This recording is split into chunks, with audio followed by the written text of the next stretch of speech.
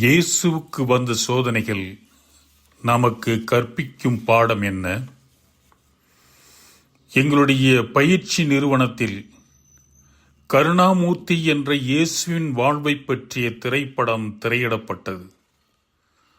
அதில் இயேசு சோதிக்கப்படும் சீன் வந்தபோது என்னுடைய நண்பன் ஒருவன் எழுந்து, பரவாயில்லடா, இயேசுவுக்கு வாழ்க்கையில் ஒரே ஒரு நாள் தான் சோதனை வந்தது, நமக்கு ஒவ்வொரு நிமிடமும் சோதனை வருதுடா என்றவுடன் அரங்கமே சிரிப்பொலியால் அதிர்ந்தது.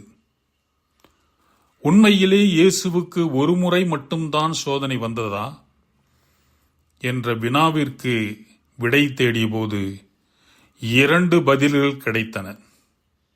ஒன்று, எபிரேயர் 4:15 எல்லா வகையிலும் நம்மைப் போல சோதிக்கப்பட்டார், எனினும் பாவம் செய்யாதவர்.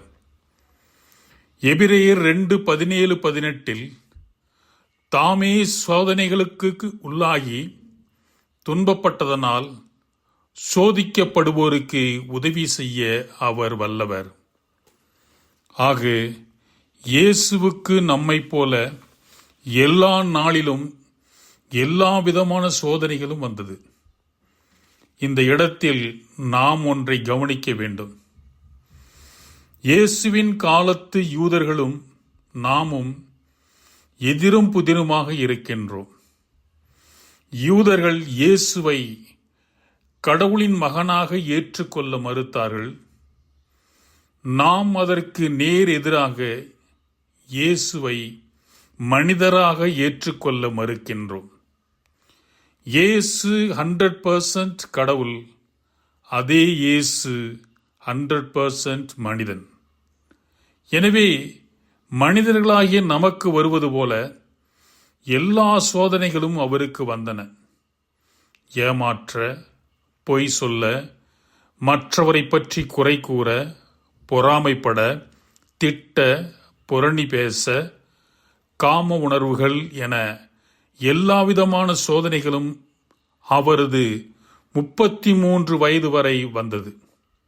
இதைத்தான் புனித சின்னப்பர் எபிரேயர் 2:17-18 4:15 தெளிவாக கூறுகின்றார்.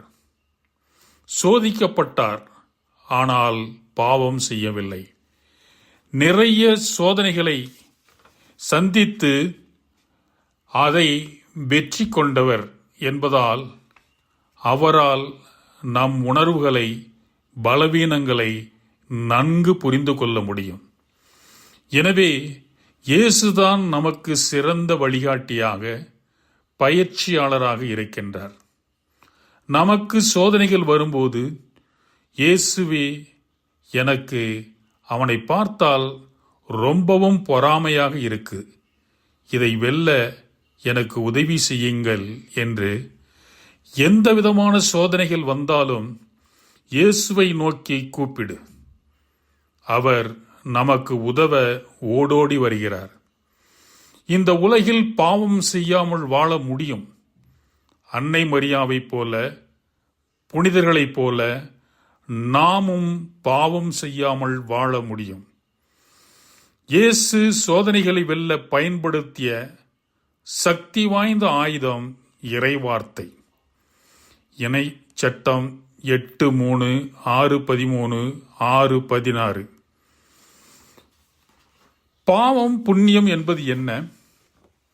இறைவனின் வார்த்தைக்கு கீழ்ப்படிந்து அன்னை மரியாவைப் போல இதோ உமது அடிமை என நடக்கும்போது அது நம்மை புண்ணியவான்களாக, பேறு பெற்றவராக வாழ செய்கிறது.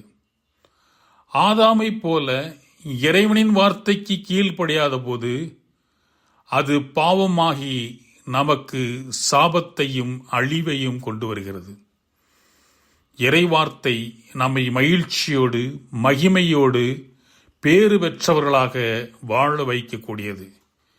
எனவே இறைவார்த்தையை தினமும் படித்து, தியானித்து, அவர் உறவில் வளர்ந்து, இறைவார்த்தையின் ஞானத்தால் ஆற்றல் பெற்று, பாவத்தை நமக்கு அடிமையாக்கி புனித வாழ்வில் மகிழ்ந்து திளைப்போமா?